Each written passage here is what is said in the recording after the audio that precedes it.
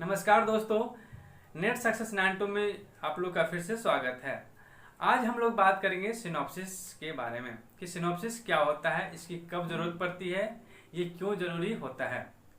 तो चलिए इसको शुरू करने से पहले आप लोग से थोड़ा सा निवेदन करते हैं कि आप हमारे चैनल को क्या कर लीजिए, सब्सक्राइब कर लीजिए और वीडियो को जरूर लाइक कीजिएगा। आप लोग सपोर्ट कीजिएगा, जिससे हम लोग इस तरह से वीडियो लाते रहेंगे और आपका मनोबल बढ़ता रहेगा। चलिए बात करते हैं कि सिनॉप्सिस क्या होता है। तो सिनॉप्सिस की जरूरत भी कब पड़ती है और ये क्यों जरूरी होता है। तो आप लोग को बता दें कि जो बच्चे असिस्टेंट प्रोफेसर बनना चाहते हैं, उसको पता है कि एमए करने के बाद, यानी आपको मास्टर डिग्री करने के बाद नेट का एग्जाम देना होता है। नेट क्वालिफाई कर जाते हैं या फिर पीएचडी, नेट क्वालिफाई करने के बाद आप लोग पीएचडी में इनरोल होते हैं।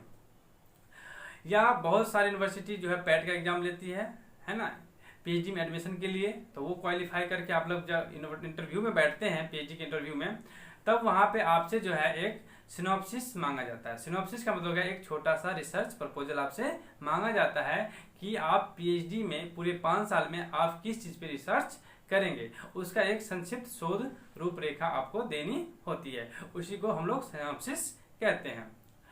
तो ये सिनॉप्सिस जो है हम लोग बनाते कैसे हैं, ठीक है। तो यहाँ पे जो हमें काउंसलिंग में जो देना होता है वो मुश्किल से 4 से 5 पेज का ये होता है, और वो आपको अपने इंटरेस्ट के स्वरूप जो है बनाना होता है कि आपको किस फील्ड में इंटरेस्ट है, उस पर आप 4 से 5 पेज आपको तैयार करना होता है, ठीक है। उसके बाद जो है हमने कैसे तैयार किया है वो भी हम दिखाएंगे आपको। यहाँ पे मेरे पास एक सेट उसका अवेलेबल है, ठीक है। आपको इसमें हम दिखाएंगे, एक एक चीज बताएंगे कि हमने क्या क्या लिखा है। जिस समय हम पीएचडी के लिए इंटरव्यू देने जा रहे थे, उस टाइम हमें भी ये बनानी पड़ी थी, और हमें काफ़ी लोगों से हमने पूछा कि कैसे बनाया जाता है। बहुत लोगों ने बताया, बहुत लोगों ने नहीं बताया, क्योंकि सबको प्रॉपर पता नहीं होता है कि कैसे बनाया जाता है, क्योंकि सब लोग जैसे तैसे जहाँ तहाँ से बना लेते हैं, ठीक है। तो इसलिए हमने भी खुद से बनाया, कोशिश किया और बन गया।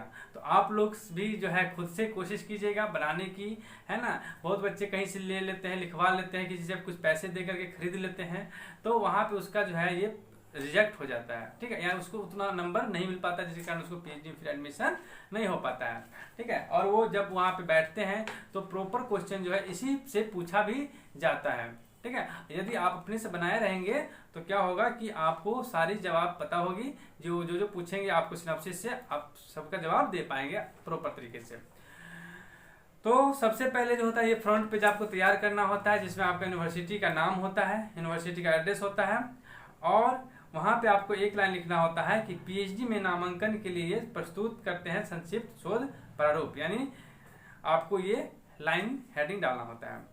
उसके बाद जो है आपका जो शोध शीर्षक है, आपने किस सब्जेक्ट किस टॉपिक पे शोध कर रहे हैं, यानी शोध परियोजना का नाम भी आपको देना होगा। उसके नीचे आपका शोधार्थी रहेगा, ठीक है। शोधार्थी यानी आप जो स्टूडेंट है, तो आपका वो एड्रेस होगा, उस एड्रेस में आपका जो आपका नाम होगा, आपकी क्वालिफिकेशन होगी, आपका रोल नंबर वगैरह होता है।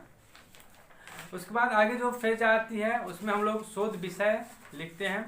शोध विषय में जो आपका सब्जेक्ट है वो लिखेंगे, और उसके बाद उसके रिगार्डिंग आपको जो जो बातें पता है वो लिखेंगे, ठीक है। उसका जो मेन होता है, मुख्य जो हम लोग कहते हैं, जो पूरे 5 साल वर्क करते हैं जिसपे, वो होता है प्रस्तावित शोध प्रबंध संभावित रूपरेखा, ठीक है। यानी आप जो है पूरे 5 साल में, यानी जो आपका थीसिस तैयार होगा, तो उसमें जो आप अध्याय डालने वाले हैं वो पूरा अध्याय कौन कौन से अध्याय होगा। तो मुश्किल से जो आपका जो है 8 से 10 अध्याय होते हैं। हमारा जो है इसमें लगभग 9 अध्याय है, ठीक है। तो उस 9 अध्याय में जो पहला पेज होता है आपका वो भूमिका का होता है, और उसके बाद जो है आप प्रथम अध्याय में क्या देने वाले हैं, सेकंड अध्याय में क्या देने वाले हैं, तो उसके बारे में आपको एक एक अध्याय में आपको बताना होगा। और लास्ट में जो लास्ट वाली जो अध्याय होती है उसमें आपका उपसंहार, और दूसरा जो है उसको 2 कैटेगरी में बांट देना है, क और ख में, जिसमें से पहला उपसंहार और दूसरा ख में संदर्भ ग्रंथ सूची। यानी आप जो बनाए हैं, आप थीसिस जो तैयार करेंगे, रिसर्च करेंगे, तो उसके लिए आप जो है रेफरेंस कहाँ से लेंगे, यानी कौन कौन से बुक से लेंगे, उस बुक का जो है आपको नाम भी बताना होगा, ठीक है। जैसे यहाँ पे हमने बुक का रेफरेंस दे रखा है, सारे सब में जो है संदर्भ ग्रंथ सूची यहाँ पे दिख रहा होगा, संदर्भ ग्रंथ सूची में बुक के सारे नाम दिया है। तो ये छोटा सा जो होता है आपको सिनॉप्सिस तैयार करना होता है, और ये कोई बहुत बड़ी मुश्किल काम नहीं होता है, आप लोग खुद से भी बना सकते हैं, घर पे बैठे बना सकते हैं। किसी से खरीदने की जरूरत नहीं है, किसी को पैसे देके बनवाने की जरूरत नहीं है, क्योंकि पीएचडी आपको करनी है, पूरे 5 साल आपको मेहनत करनी है, तो ये आपका ही मेहनत होना भी चाहिए।